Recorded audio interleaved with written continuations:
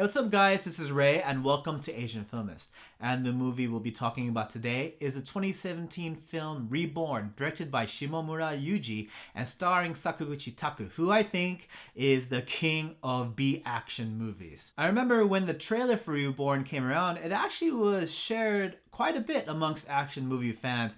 A lot of folks were promoting it to be some kind of Japanese John Wick, and in essence, I think it is. However, if you've seen a lot of Sakaguchi Tak's movies and you've seen the trailer for Reborn, you might think, oh, it's just another Sakaguchi movie. There's nothing wrong with that. I really enjoy Sakaguchi Tak's brand of action. Like, if you ever seen the movie Love Exposure by Sono Shion, he directed the action of that movie. So all the fight scenes were created by him. So you can kind of get a taste of what Sakaguchi is about. And not only that, but he's been in a lot of B movies, not just B movies, but a lot of mainstream movies as well. You might recognize him in movies such as Why Don't You Play in Hell? He was the dude who was dressed up as Bruce Lee. You might have even seen him in Shinobi, the live-action adaptation of the anime Basilisk, where he plays the guy who's supposed to be able to stretch his limbs. And so with Reborn, we are blessed to witness another fun action movie from Sakaguchi Tak. And so the story of Reborn, it's about this former special ops soldier by the name of Toshiro, and he's retired, and he lives in a quiet neighborhood with his niece, and he runs a convenience store. However, one fateful day, his past comes knocking at his door, and he starts to become the target of various assassins. And not only that, but his niece gets kidnapped. So what Toshiro needs to do, he needs to locate his niece and kill off everyone who's involved. So it's a lot like John Wick, I guess. I mean, you just replace a dog with a niece, and instead of it getting killed, she gets kidnapped. But it's essentially the same thing. And so let's talk about the goods and the bads of Reborn. First, the goods. If you like Sakaguchi Tak's brand of action, you won't get disappointed. What I like about Sakaguchi's style of action is that he's kind of raw, and he's in the sense that his movements are not really refined. There's a lot of kind of wild actions that he does, and he does a lot of boxing. I think he favors a lot of upper body movement over kicks and agility and just jumping around, and I'm completely fine with that. I guess I just got used to it over the years, but I feel that Reborn is one of his best works when it comes to his displays of action. And with that, the action featured in this movie is utter ridiculous. You can't take any of the action in this movie seriously. I mean, for the most part, his battle stance is just him kind of all continuously loosening up his joints. He's always moving like this, and he always has this grim Keanu Reeves-like look on his face of no emotion. And the way he takes down folks by slitting their throats, there's something satisfying about that. And not only that, when he gets shot at, it's ridiculous in the sense that he always dodges his bullets. Like, he'll be walking towards the camera, and then the next shot, it'll show the guy shooting at him. And then next, Toshiro, he'll just look at the shooter and then just dodge like this. And he'll just keep dodging, moving left and right, until he finally gets to the shooter and just cuts them up. And needless to say, the violence featured in Reborn, it's basically gratuitous violence just for the sake of being violent. I feel there was no real moral to the story at all. It's just, you just wanted to see Toshiro kill a lot of folks. Granted, they try to present this moral dilemma that eats up at Toshiro's mind. Is he really a hero? Does he really deserve to live?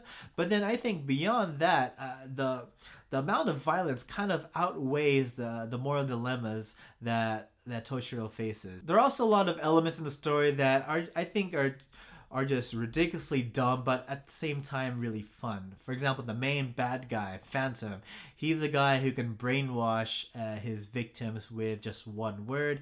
And you even have other characters like Toshiro's former buddy in this covered up days by the name of Abyss Walker, and he's just as maniacal as Toshiro, but then the only difference is that he cuts up both allies and enemies just so he can get through to his target, and you just see him just slaughter folks as he's trying to make his way to Toshiro. But other than some bizarre character types and really weird just story elements, I thought the basic plot in essence was really simple, I guess, and it was easy to follow. And so now let's talk about the bads.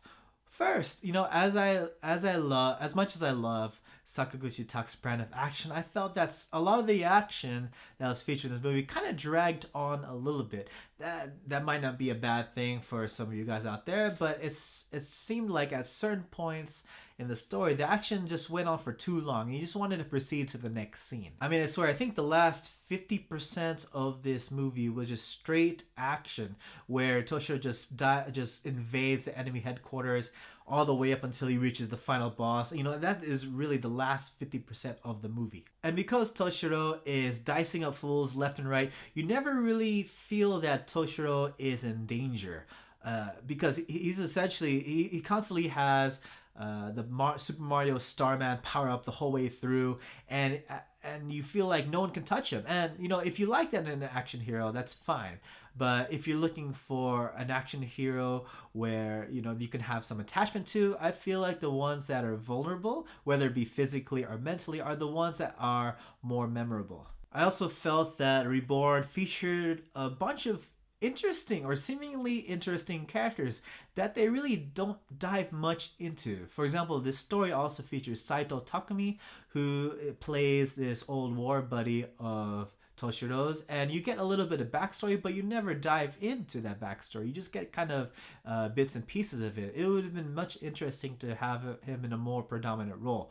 The story also features former AKB48 idol Shirota Mariko. And when she's first introduced, she's brought to us as this hot chick who guys are flirting with, not flirting, catcalling, and then she just slaughters them by breaking their necks. And you want to see more of that. And when the confrontation between her character and Sakaguchi's character finally came on screen, I felt it was too short. And this movie also featured Sakaguchi Makoto. If you guys have ever seen Tokyo Tribe, the hip-hop musical directed by Sono Shion, she was the girl who was breakdance fighting, or who was B-girl fighting the whole way through. And she does a little bit of her B-girling in this movie. They should have shown a lot more. I felt out of all the characters featured here, I wanted to see more of her character, just because the kind of things she's capable of after seeing some of her works. And if you know the actress herself, she has a background in legit B-girling.